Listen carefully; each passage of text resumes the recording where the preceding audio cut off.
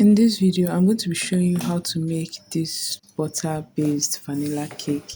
Now, tender, if you want a soft tender vanilla cake, you want to go for the oil method. But this is a margarine slash butter-based cake, so we're going to be using margarine and not oil. If you want a softer cake, you want to go for a vegetable oil based cake.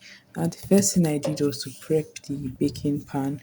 I'm going to do that by applying some margarine or butter to the pan. I'm using this sachet margarine, so I rub that around the pan. I made sure to have a thick coating of margarine around the pan so the cake doesn't stick. Then I'm going to flour the pan to make the cake come out easily when I'm done baking.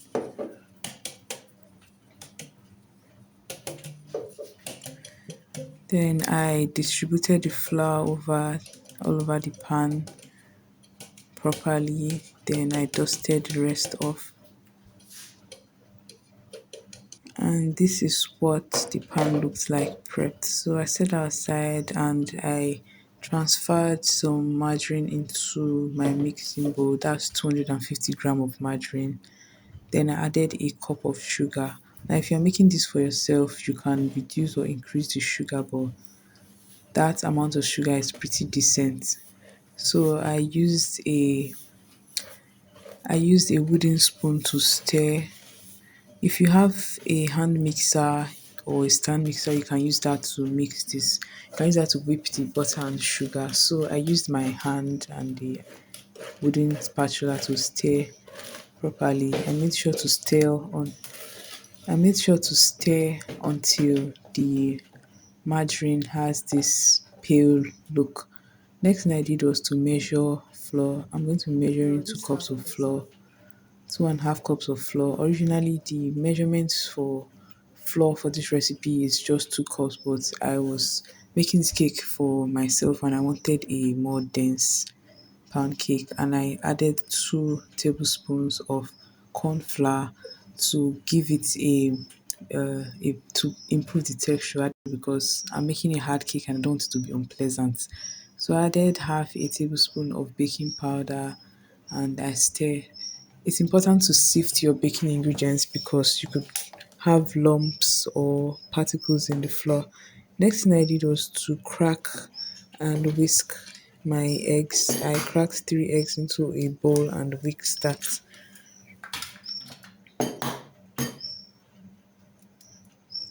Whenever you have a shell or anything in egg, you can use the shell of the egg to get it out. I had something that looked like a birthmark, so I used the shell to break the surface tension in the egg and pull it out.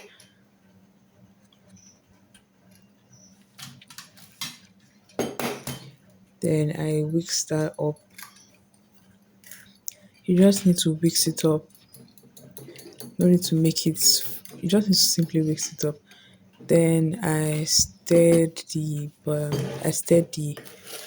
margarine and sugar mixture until it was pale yellow. After that, I added a third of the egg I whisked. I'm going to be mixing. I'm going to mix in part egg, part flour because it's going to. I'm going to be mixing the egg and flour in 3 batches. It's going to help me to not over mix my ingredients. So when you overmix when you overmix a pastry, it tends to become more dense because you have activated the gluten in the flour. So yeah, I'm going to do that. I made sure to scrape down the spatula you can because it gets clumped up around the sides and the spatula a lot. So I scrape down a lot. Even when you are using a hand mixer or a stand mixer, it tends to get clumped on the side. So it's always important to scrape down. Then I'm going to add a third of the flour and fold that in. Remember to be gentle when folding in flour to not activate the gluten and create a dense cake. So I'm going to stir lightly, then I'm going to do the cut and fold method like I'm doing right now. When the flour is just combined, I'm going to add another I'm going to add half of what's left of the eggs. And I'm going to continue doing this until I have completely combined the egg and flour mixture. I use this method because when you're making a margarine based pound cake and you mix the egg in like completely before you mix the flour, you can get this liquid, this this yolk colored liquid at the bottom of your bowl, and it's quite unpleasant. So this method makes everything mix in at once and it gives a very nice texture when you are done baking. So yes, this is the method I use to mix the flour and egg into the batter. You can see how smooth the batter looks. The batter will look really smooth as you go by.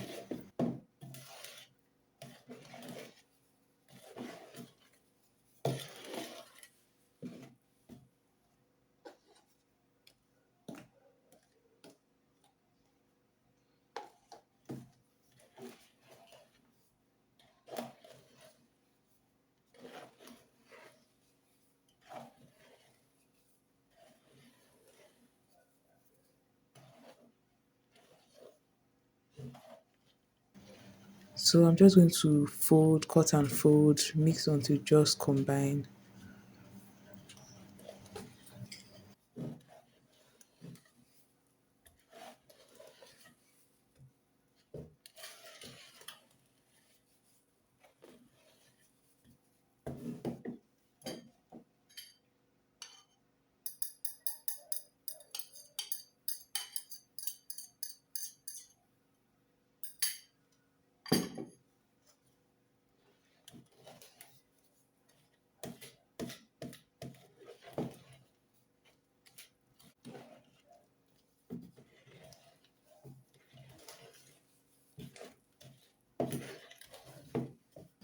I also scraped down the spatula at some point because I want to make sure I want to make sure that everything combines properly.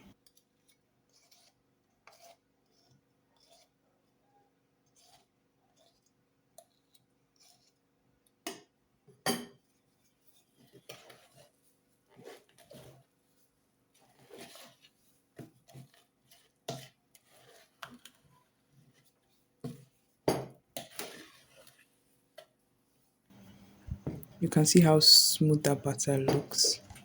So I'm going to pour what's left of the flour and fold that in nicely.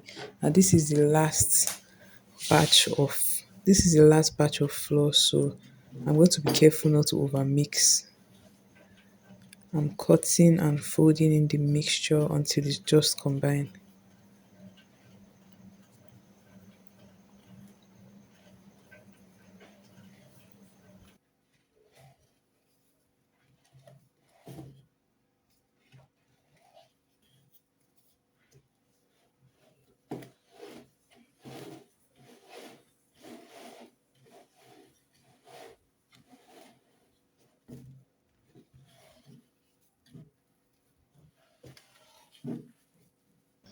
Okay, I've mixed everything in. I'm just scraping down the spatula to get all that cake batter off it.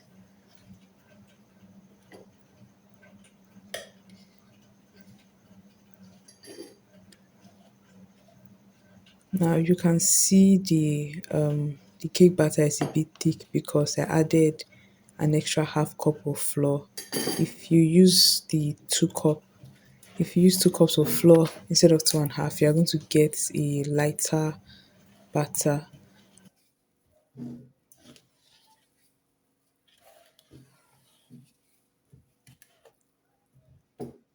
So this is what the batter looks like. I'm going to transfer all that into the pan.